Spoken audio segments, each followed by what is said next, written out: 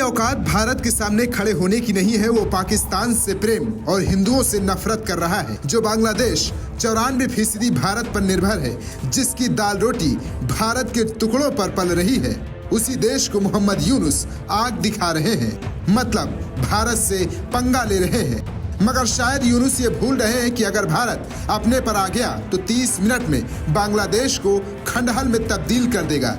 जिनकी हैसियत सड़क पर बैठकर भीख मांगने की है, वो भारत पर कब्जा जमाने का ख्वाब लिए बैठे हैं। मोहम्मद यूनुस को कुछ नहीं तो कम से कम अगल बगल देख लेना चाहिए। आज जिस पाकिस्तान में शिरकत कर रहे हैं, जिनके कंधे पर हाथ रखकर दोस्ती निभाई जा रही है, ये शायद भूल गए हैं कि इनके अब्बू से भारत ने ही आजादी दिलवाई थी।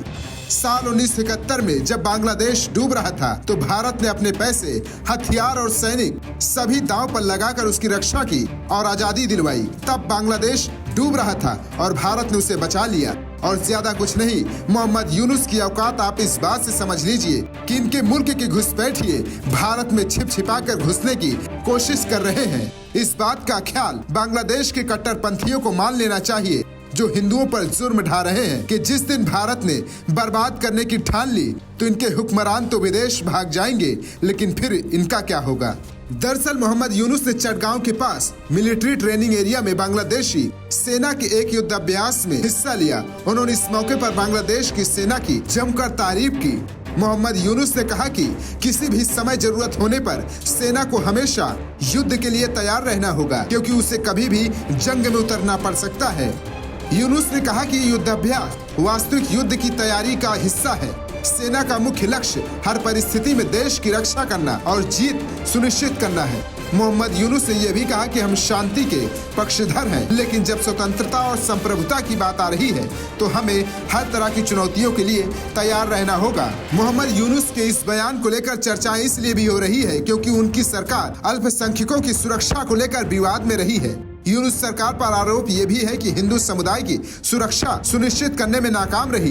हालांकि यूनुस इन आरोपों को खारिज करते रहे हैं।